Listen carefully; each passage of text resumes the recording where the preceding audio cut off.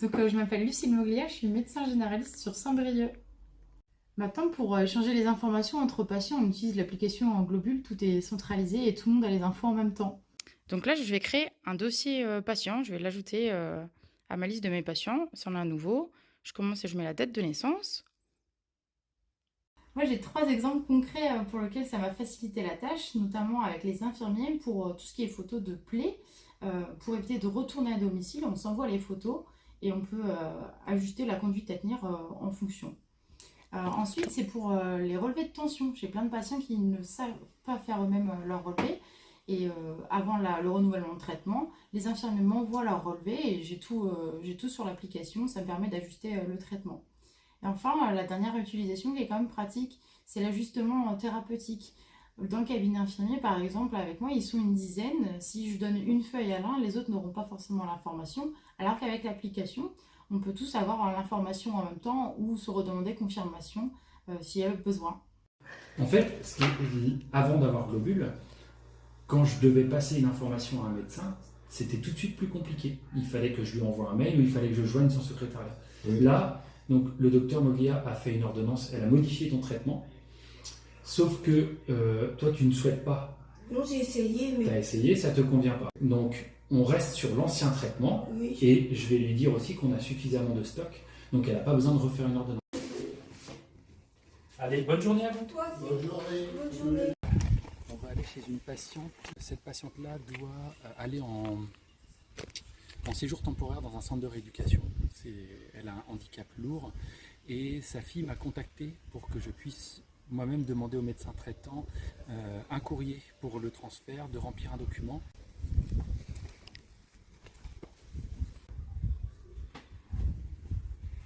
Salut. Tu as dû recevoir via trajectoire un document à remplir pour un séjour temporaire en rééducation.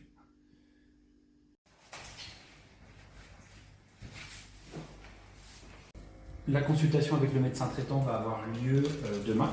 Donc je vais pouvoir transférer les documents et les informations importantes au médecin traitant via Globule.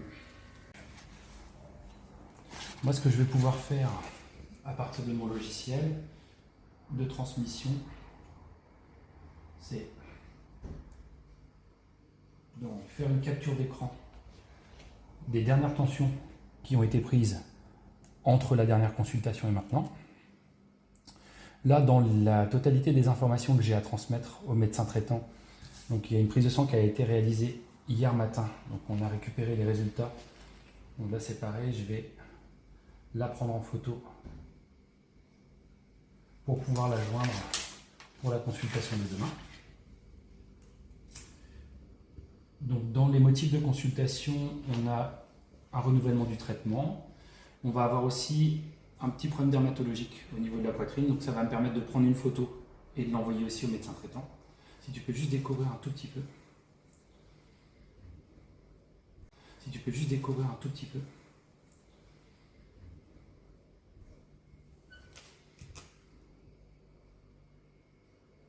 Voilà, merci. Et directement chez mon patient, je vais pouvoir me connecter à Globule.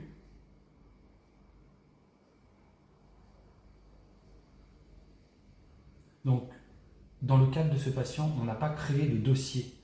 Je vais communiquer uniquement par la conversation avec le médecin traitant.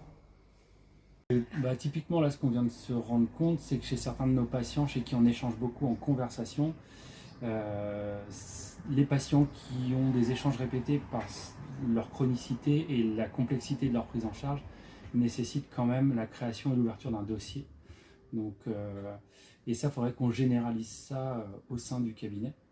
Donc qu'on puisse ouvrir quasiment à chaque début de prise en charge, qu'on puisse ouvrir un dossier. Oui, autant vous que moi, parce que finalement, on a refait un dossier avec Marion, on a vu que ça prenait 30 secondes et il faut juste prendre l'habitude de créer vraiment un dossier par patient. Chez tous les patients complexes, on se rend compte que si on continue d'échanger dans le fil de conversation, les informations peuvent remonter au fur et à mesure et on peut perdre des infos au final, alors qu'une fois qu'ils sont dans le dossier patient, ils peuvent être lus par nous, Ouais. mais Et aussi retrouver les informations plus facilement. retrouver les infos, que les documents restent dedans, Oui. et qu'on puisse les partager aussi avec les kinés et les pharmaciens. Tiens. Donc là, on est allé chez une patiente, le kiné était présent, on se rend compte qu'il est sur globule, et moi, pour le coup, je ne savais même pas en fait qu'il y avait cet interlocuteur-là. Donc on pourra le faire rentrer dans la boucle. J'ai des patients, quand je vais à domicile, en fait, j'ai pas d'échange pour l'instant avec les cabinets infirmiers. Avec vous, ça marche bien, mais avec d'autres moins.